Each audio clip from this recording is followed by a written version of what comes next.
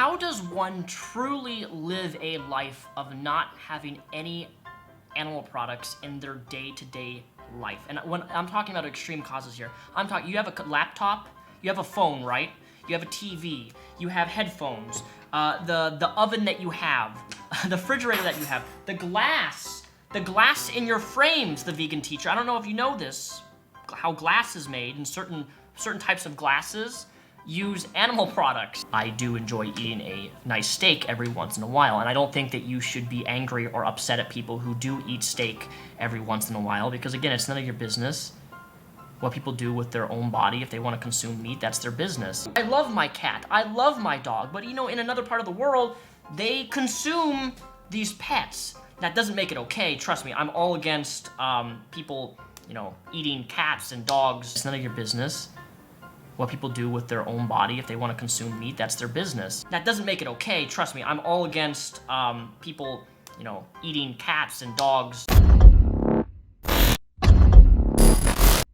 Hey, what is up guys? So Repzion has made a new video criticizing vegans and primarily that vegan teacher, and he said a couple things in the video that were just, you know, complete nonsense. And a lot of the video was also him just criticizing that vegan teacher and her approach, and, you know, basically a clone of all the thousands of videos now that we've seen made on that vegan teacher, and people just kind of like reacting to the way in which she expresses the vegan message. So I'm going to be, you know, skipping through most of those parts of his video because they're all pretty much the same. And if you want to know my general take on that vegan teacher and her approach, I'll leave the video in the description, or, you know, have it pop up on the top right of the screen right now. And also, it's clear that Repzion is one of those people who does not respond well to the kind of way that that vegan teacher does her activism. So I'm going to try to like take an approach here where, you know, I kind of just am a bit more civil and reasonable and like logical and nice. Not that, you know, that vegan teacher isn't like usually logical, but I'm going to be a bit more just like down to earth. And let's see if maybe, you know, Repzion sees this video and feels a bit more persuaded by the way in which I presented the message. Even though, of course, you know, the way you present a message doesn't really actually affect the message itself. It's the same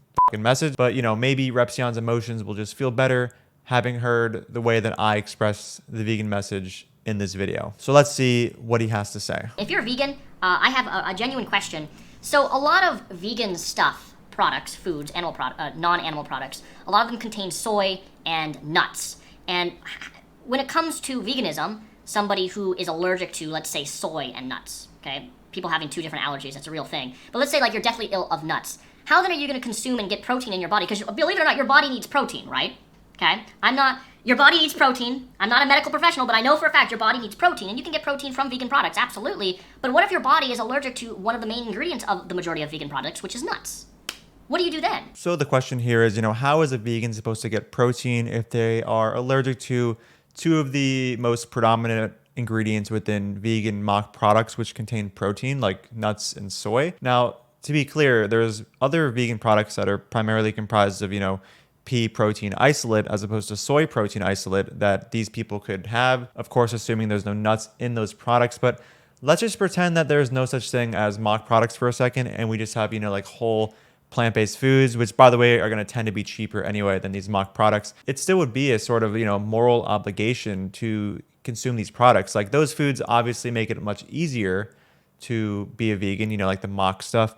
But even if those just didn't exist and we had to choose between eating whole plant-based foods that weren't burgers and, you know, vegan cheese and whatever and vegan milks, but instead just whole plant-based foods, or we choose those foods plus animal products and, you know, paying for animals to be viewed as property and commodities, to be exploited and murdered, to have, you know, mothers separated from their children, have pigs be thrown in gas chambers. So if you can choose between products that support those things versus don't support those things, and the products that don't support those things aren't, you know, like mock products, they're just like whole plant-based foods, it still would be a moral obligation to support the whole food, you know, plant-based eating, because you're not supporting on such a large, massive scale animals being bred into a horrific existence to be exploited and killed. And also, just gonna say, like, there's plenty of vegan food items that aren't these mock products that contain protein. Literally every whole plant-based food contains a complete amino acid profile. You can verify this on Chronometer. So you can have things like legumes, you can have quinoa, you can have, pea protein isolate, you can have seitan, of course, if you're not, gluten intolerant. I can just keep going. So just because somebody is allergic to soy and nuts does not mean that they can't get enough protein or it's even going to be that difficult. There's so many plant-based foods out there. There's over 20,000 edible plant foods, not just things like soy and nuts. This black and white extremism, this militanism, that you have to be vegan, and if you're not vegan, you cannot, and you will never care about animals, is just simply just not true. So just want to say that it is definitely hard to imagine how somebody can care about animals or love animals while literally paying for them to be murdered, right? Like usually when we say we love things, we don't go ahead and murder them. So it is pretty hard to imagine how someone can identify somebody who is an animal lover or, thinks that animals should have rights while they pay for animals to literally have their rights stripped away from them from the moment they are conceived. I love my cat. I love my dog. But, in another part of the world, they consume these pets. That doesn't make it okay. Trust me, I'm all against people, eating cats and dogs. But there's a lot of arguments to be made about the domestication and non-domestication of animals. And Repzion even says here that he's against people on the other side of the planet eating cats and dogs.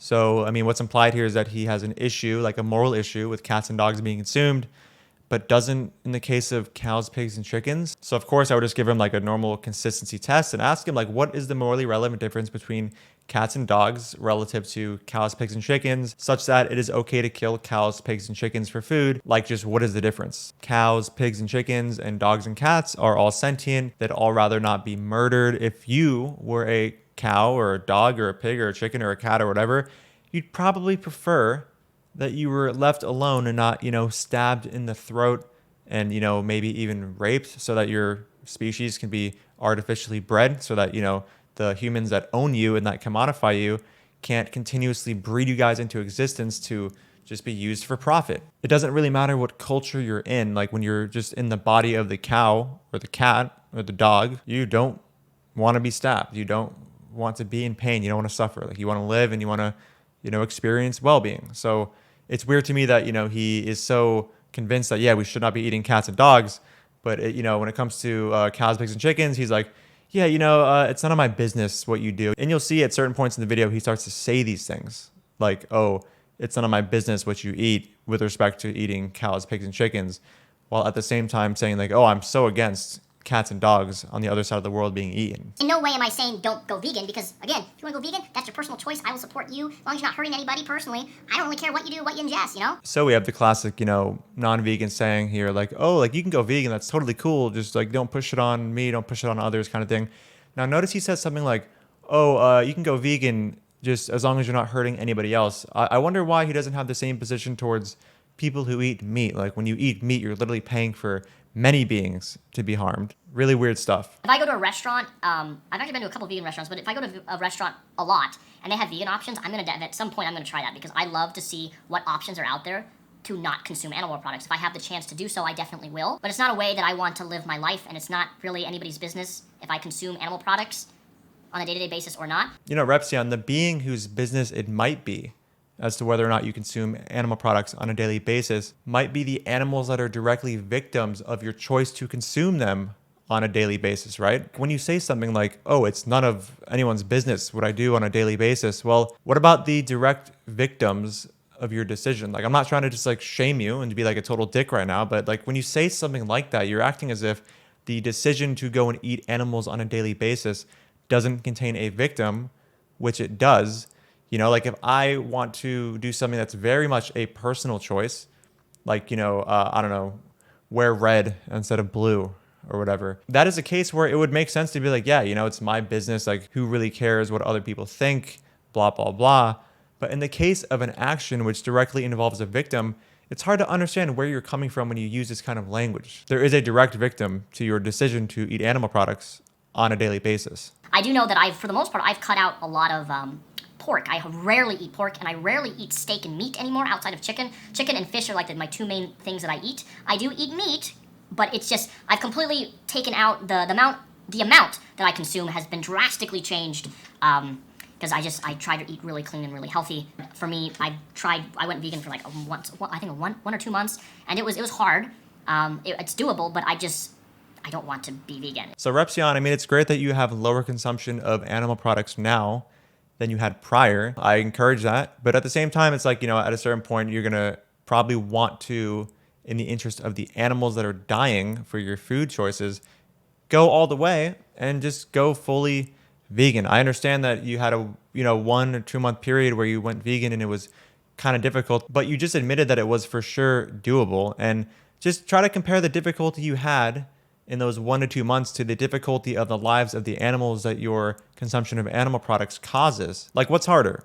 Your 1 to 2 months eating vegan in a developed nation where you were able to go to a grocery store and, I'm assuming went to some vegan restaurants, or the animal's life that more often than not is one of confinement and just pure exploitation, and even watching your friends be killed in some cases, just pure suffering. Like, what is harder, those animals' lives or yours? And this is kind of the way I think about things, especially when I'm in a situation where maybe being vegan is a little bit harder. Like, I was at a party literally last night and there was a cake. It looked pretty good, but it was not vegan and I couldn't eat it. And it was like, damn, dude, like, I'm kind of hungry right now. But I didn't eat it because, I thought about my level of difficulty compared to the level of difficulty of the animals that were used for that cake to get there. And I'm just like, dude, like, what do I even have to complain about? I don't want to be vegan. It's just that simple. It's not something that I will enjoy doing, and I do enjoy eating a nice steak every once in a while. And I don't think that you should be angry or upset at people who do eat steak every once in a while, because again, it's none of your business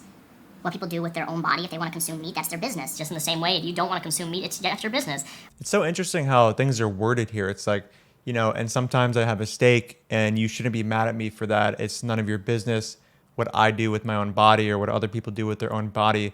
But in a sense, it's like what you're doing with your own body in those moments is putting someone else's body in your body. So it's like, oh, it's no one's business what I do with someone else's body, which, by the way, what they're doing with someone else's body is literally causing it to die. Like, they're killing someone and ridding them of their body and then eating their body. So it's just so ironic because it's like, this isn't as simple as like, this only involves you. It involves a literal another body, and you're actually taking that body and putting it in your mouth, like parts of that body. It's really interesting how people have come to word things with respect to animal agriculture and eating meat in a way that makes them feel so much less guilty, and that, their decision actually has no victim, when in fact it's like one of the most victimizing choices you can actually make, because you're ending a life.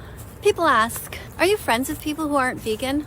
Well, it's not that simple. Actually, it is that simple. I'm not gonna base my friendship with somebody based upon what you eat, dude. If, let's say, people don't know what happens to the animals, it hasn't really clicked in their heads yet what's going on, and they're kind of innocent. They just really don't believe what's going on in these factory farms, where they honestly think it happens in other countries. Then you kind of have to forgive them because they just don't know better. But let's say you've explained to somebody in your life several times about what's going on, and you've asked them to watch the documentaries and they just point blank refuse, or just are committing themselves to willful ignorance. Can you be friends with them? It's pretty hard to keep respecting people like that because they have a choice and they're choosing to be cruel on purpose. So my answer is no. I can't be friends with people like that. Wow. Okay then, you can't be friends with non-vegans. That's really actually sad. You're so strung up on an ideology or on activism that you cannot be friends with somebody who thinks differently than you, or even lives a lifestyle that maybe doesn't reflect exactly what you believe in. And maybe this is just a silly example, but I have friends who are really into poly relationships. I'm not about that life. I'm into monogamy, right? And I know this is different because we're not talking about animals here, but just hear me out. Poly relationships, open relationships, and then you have monogamy. I'm monogamous, and a lot of people that I know are into open poly relationships. Can I not be friends with somebody because they live a different lifestyle, or they're okay with that, or like, this blows my mind. Okay, so to be clear, I have many friends that are non-vegans. Most of my friends are probably non-vegans, to be honest, just as a matter of, statistics. And I can understand why there are vegans who can't be friends with non-vegans who also are aware of what vegans are fighting against, and they still actively continue to support it. I totally get it. I mean, like, you're being friends with somebody who is aware of a bunch of cruelty and they're continuing to support it. So I can understand it. I mean, for me, I just have to take into account things like conditioning and how hard it is for people to really make like the actual connection when the commodity purchase of animals and animal products is designed in a way to make you feel as far away from the process as possible.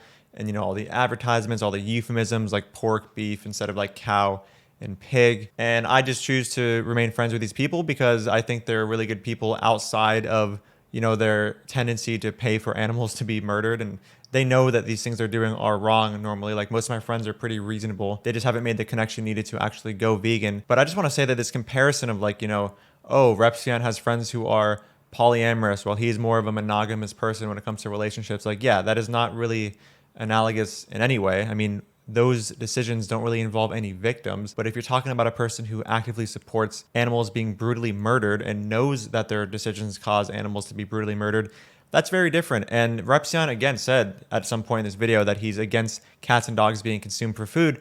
So I'm wondering how he'd feel about being friends with somebody who, you know, eats cats and dogs, right? Like, I don't know, maybe he still would be friends with them, but I'm just saying, like, who really knows, right? He did display that he's against that. But anyway, let's keep going. How does one truly live a life of not having any animal products in their day-to-day life? And when I'm talking about extreme causes here, I'm talking, you have a laptop, you have a phone, right? You have a TV, you have headphones, the oven that you have, the refrigerator that you have, the glass in your frames, the vegan teacher. I don't know if you know this, how glass is made, and certain types of glasses use animal products.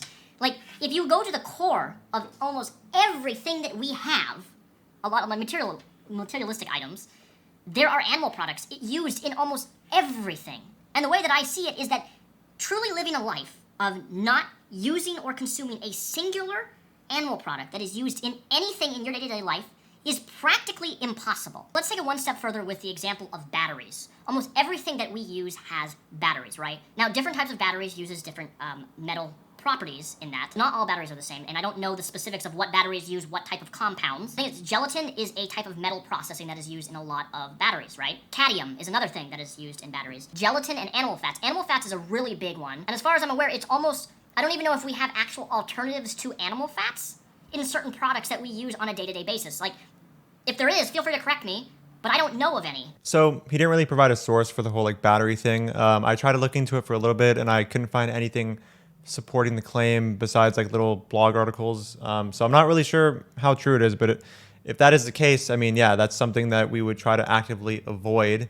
But again, I don't know what the evidence for this is. I've heard people say this about like screens as well. And there was an ingredient that sounded like cholesterol, but it wasn't actually cholesterol. I forgot the specific name of what it was. I'll try to find that out and then I'll put it on the screen. But yeah, I don't know. I just think he needs to show, you know, a source supporting the claim that those things even exist. But anyway, guys, that's the end of the video. Again, there was a lot of parts in there that I just didn't respond to that were more so, you know, targeting that vegan teacher and her methods. So if you want to see my thoughts on her methods, you can just go to the link in the description. Thank you so much for watching, guys. If you want to sign up to my Patreon for no more than $1 per month to get early access to my videos, the link is in the description. Thank you so much for watching, and I'll see you in the next video. Dude, even vegans don't get your weird, stupid wannabe sense of irony here. Who's your audience? Nobody gets these dumb jokes. Dude, even vegans don't get your weird, stupid